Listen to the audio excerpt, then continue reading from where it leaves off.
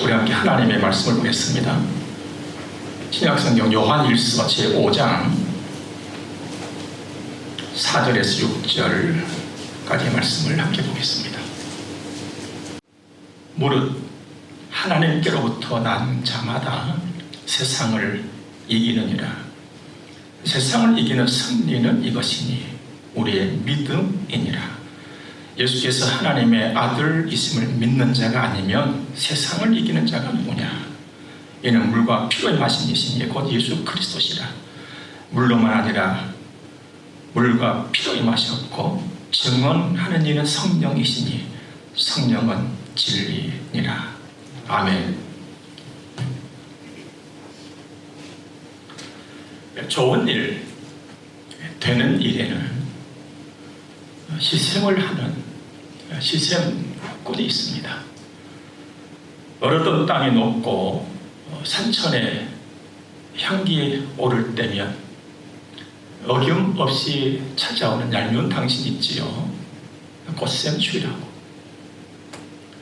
우미 돋고 새싹이 오르면 그 싱그러움을 희생하는 희생꾼이 또 등장을 합니다. 일샘추위라고요.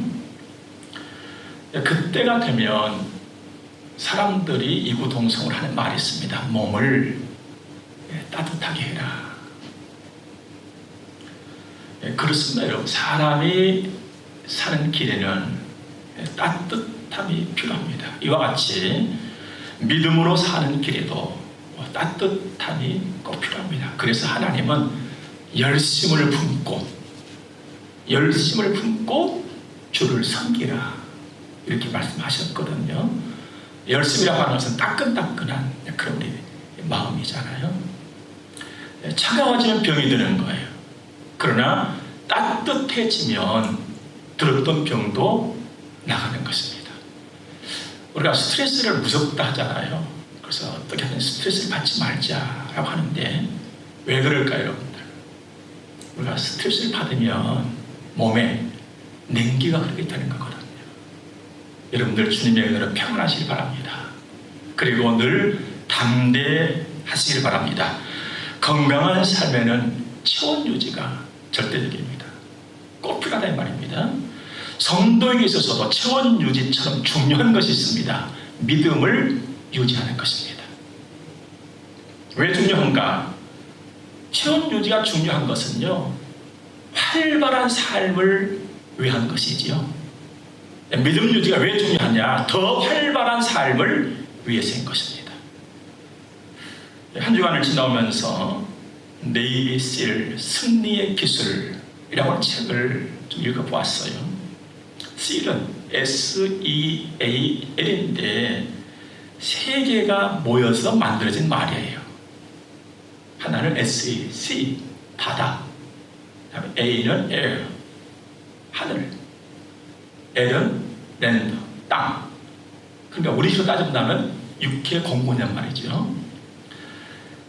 바다와 하늘과 땅 어떤 환경에서도 작전 수행이 가능한 미해군 특수전 부대원들이에요. 그들은 혹독한 훈련을 거치고 정예 부대원이 되는데 그 책에서 얻은 몇 가지 중요한 것들이 있습니다. 소개드리자면 이렇습니다. 하나는 전쟁에서 이기려면 적보다 먼저 자존심을 죽여라. 이 자존심은 어디에나 문제가 나타나요. 전투에서 자존심은 죽음을 부를 뿐이다. 또 두 번째는 모두가 이해할 수 있도록 단순하라. 복잡하다는 것은 잘 모른다는 것이다. 세 번째, 용감하되 무모하지는 말고 강하면서 끈기 있게 하라. 또 제가 얻은 네 번째 것은요, 위기 상황에서도 우선순위는 꼭 지켜야 된다. 다섯 번째, 모든 경우에 정확히 들어맞는 정답이라고 하는 것은 없다. 여섯 번째, 최악의 상황을 생각하고 움직여라. 이런 것들이 기록이 되어 있더라고요. 우리가 잘 아는 일이지만은 또 한편으로는 우리 그리스도인들의 생활 속에서도 다 필요한 말들이에요. 우리 생활 전반에 걸쳐서 꼭 필요한 것들이거든요. 특수전을 감당할 군인들만이 아니고. 먼저 그 이유를 보면요, 우리들의 현실을 보면은 그냥 말하고 쓰여지는 말 중에 전쟁이라고 하는 말이 참 많습니다. 아침 일어나서 그 복잡한 출근길에서 하는 말, 출근 전쟁. 또 고나고 지친 몸으로 돌아오면서 하는 말, 퇴근 전쟁. 가만히 보면은 하루를 시작함에 있어서 첫 마디와 마친 말이 전쟁이에요. 사실 우리 삶이거든요. 자존심 우리 버려야 되는 거예요. 저는요, 전쟁을 치르는 군인들에게 있어서는 자존심이랑 전혀 상관이 없는 걸로 알았어요. 근데 전투에서 자존심은 죽음을 부를 뿐이라는 거예요. 우리 자존심 다 버리고 그 뭘 가져야 되겠습니까? 자존감. 주님으로 늘 체험해야 되겠죠. 그리고 단순하라. 좀 단순에 따라오는 말이 있습니다. 명료. 단순, 명료. 우리가 믿음이 깊어지면은요, 단순해져요. 예, 아멘 한 것이에요. 이유가 없는 거거든요. 용감하되 무모하지는 말아라. 성경이 늘 말씀하시잖아요. 지혜를 구해라. 지혜를 구해라. 미련한 자가 되지 말아라. 계속 말씀하시죠. 위기 상황에서 꼭 우선순위 지켜라. 하나님은 일찍 우리에게 우선순위, 굉장히 소중한 말씀 주셨지요. 먼저 그의 나라와 그의 의를 구하라. 우선순위가 꼬여버리면요, 모든 것이 다 꼬여버립니다. 모든 경우에 정확히 들어맞는 정답은 없다. 그렇죠. 인생은 답이 없어요, 이 세상에는. 그래서 하나님 의지해야 돼요. 기도해야 되는 거거든요. 하나님께만 답이 있으니까. 최악의 상황을 생각하고 움직여라. 자, 그렇다면 우리 성도에게 있어서 최악의 상황은 뭘까요? 성도에게 있어서 최악의 상황은 믿음 떨어지는 거예요. 열심을 품고 주를 섬기세요. 때를 놓치지 마세요. 세월을 아끼라고 했지 않습니까? 좋은 시간, 좋은 때가 항상 있는 것이 아니란 말이에요. 예배 드릴 수 있을 때 예배 잘 드리고, 기도할 수 있을 때 열심히 기도하고, 헌신할 수 있을 때 열심히 헌신하고, 충성할 수 있을 때 열심히 충성하고, 일할 수 있을 때 부지런히 일하시기 바랍니다. 한순간, 한때, 하루하루를 당연한 것으로 여기지 말자 이 말이에요. 남아 도는 데는 없는 것입니다. 믿음 떨어지지 않도록 늘 긴장하세요. 믿음 떨어지면 다 떨어지는 거예요. 세네카라고 하는 사람이 이런 말을 남겼습니다. 어느 날 갑자기 찾아오는 인생의 마지막 날까지 배우기를 게을리하지 말아라. 늘 배워라. 배워라. 여러분, 늘 배우고 알아가세요. 성경은요, 배우고 알아가야 될 그 부분을 하나님을 알아가라. 하나님을 알아가라. 하나님을 알아가라. 그리스도의 장세하는 분량이 충만한 데까지 이르도록 자라가라. 계속 자라가라. 육체의 단련을 통한 강력한 치료, 대단히 중요합니다. 그런데 여러분, 네이비실의 저자 조코 윌링컨은 네이비실이 강한 이유는 다져진 신체 능력에 있는 것이 아니다. 극한 상황을 견딜 수 있는 정신력에 있다. 이렇게 결론을 내립니다. 여러분, 겉사람도 중요하지요. 그러나 더 중요한 것은 속사람인 것입니다. 정신력보다 더 중요한 것이 있습니다. 하나님을 믿는 믿음입니다. 그럼 주님을 믿는 믿음으로 성장해 가세요. 하나님을 배우고 믿음을 계속 키워가야 됩니다. 그러면 어떤 상황에서 어떤 일이 내게 주어질지라도 감당을 하고 이겨내는 것입니다. 오늘 4절 말씀 보니까 무릇 하나님께로부터 난 자마다 세상을 이기느니라. 세상을 이기는 승리는 이것이니 우리의 믿음이라 그랬습니다. 하나님께로부터 난 자가 누굽니까? 예수를 구주로 믿는 자 아니겠습니까? 바로 우리들 말입니다. 믿음이라고 하는 것은 주님께 딱 붙어서 사는 것입니다. 이게 믿음이에요. 주님과 하나가 되어서 사는 것입니다. 여기서 우리가 관심을 가져야 될 것은 내가 주님께 어느 정도나 붙어있느냐 이 말입니다. 내가 주님께 10% 붙어있느냐, 예를 든다면 50% 붙어있느냐, 아니면 80% 내가 붙어있느냐, 아니면 99.9% 내가 붙어있느냐 하는 것이 문제라 이 말입니다. 믿음의 단련이라고 하는 것은 내가 주님께 붙어있는 그 정도를 계속 상향 조정해 가는 것이에요. 내가 어저께 10이었다면 20으로 끌어올리는 것이죠. 50으로, 60으로, 80으로, 99.9로. 그런데 여러분, 단련에는 어려움이 있어요.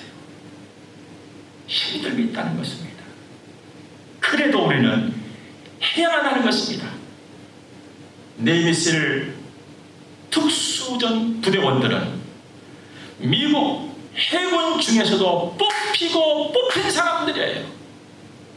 뽑히고 뽑혔기 때문에 그 극한의 훈련을 감당해내듯이 우리는 세상의 수많은 사람들로부터 뽑힘을 받은 사람들이에요. 그렇기 때문에 믿음의 단련 반드시 해야만 하는 것입니다. 단련된 믿음, 알토란 믿음, 그 믿음이 세상을 이기는 것이거든요. 그렇다면 내가 세상을 이기는 것이 아니라 내 안에 와 계시는 그리스도 예수로 이겨낸다 이 말입니다. 내가 주님께 잘 온전히 붙어 있어야 될 이유가 바로 여기에 있는 것입니다. 여러분 생각해 보세요. 조금 붙어 있는 것보다 많이 붙었을 때 더 힘이지 않겠어요? 알량한 내 경험, 내 지식, 내 자존심 다 내려놓고 주님께 완전히 붙으시길 바랍니다. 주님, 내 믿음을 더해 주옵소서. 주님, 나에게 믿음을 더하여 주옵소서. 가슴을 열고 늘 기도하세요. 하루하루 나그네 길을 걸을 때 내가 나에게 늘 해야 할 말이 있습니다. 너 믿음 떨어지면 안 돼. 나에게 더 믿음 떨어지면 안 돼. 그리고 종종 믿음 떨어지면 안 돼라고 하는 경고음을 내가 나에게 보내야 할 줄로 믿습니다. 믿음은 주님께 붙어 사는 거예요.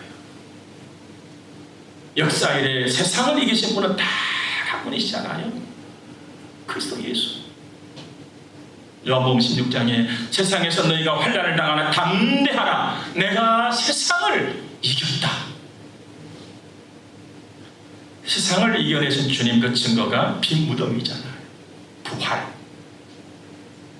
그러므로 내가 오늘 그 예수께 붙어서 산다면, 그 믿음으로 산다면 모든 것을 이기고 또 이기고 이기고 또 이기는 인생이 될 줄로 믿습니다. 오늘 5절 말씀 보니까 예수께서 하나님의 아들이심을 믿는 자가 아니면 세상을 이긴 자가 누구냐 그랬습니다. 세상을 이기는 자가 누구냐? 주님, 저희입니다. 이렇게 말할 수 있는 우리 모두가 되기를 주의 이름으로 축복합니다.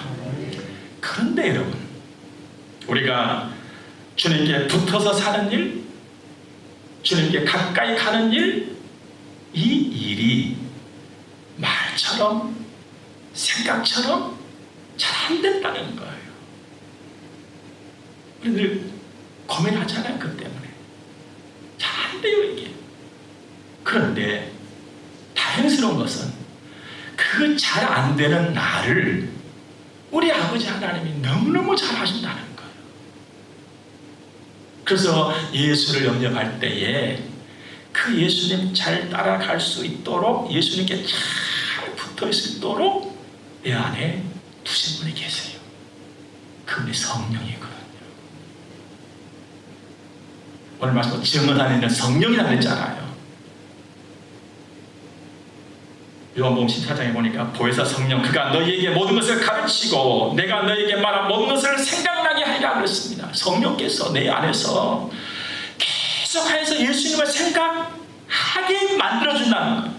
성령께서 예수님 말씀을 생각나게 해주시고, 예수님의 생각나게 해주시고, 예수님께로 내 마음이 가게 해주시고, 또 예수님께로 내 마음을 끌어주시고, 내가 예수님이 잘 붙어있도록 하시는 분은 성령의 역사를 하는 것입니다.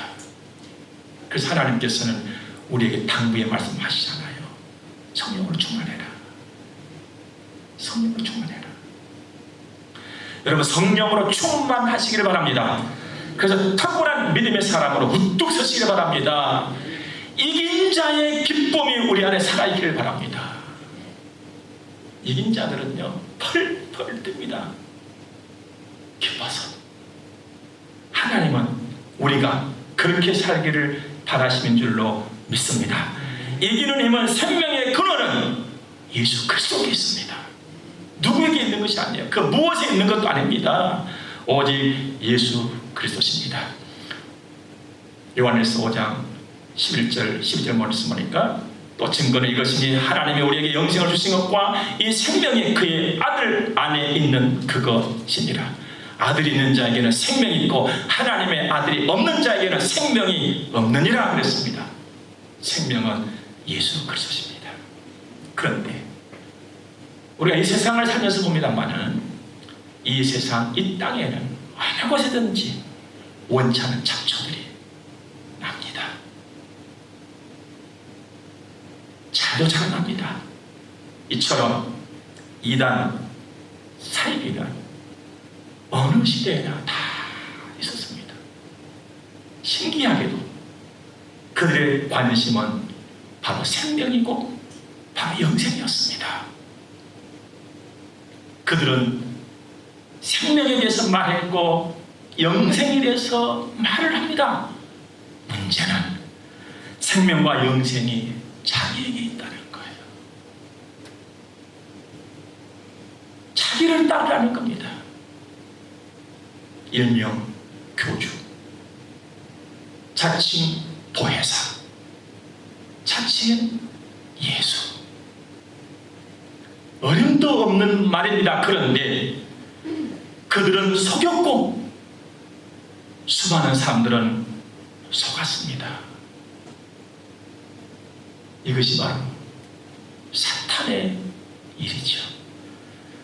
우리는 정신을 차려야 되는 것입니다. 그래서 사람은 죄인일 뿐입니다.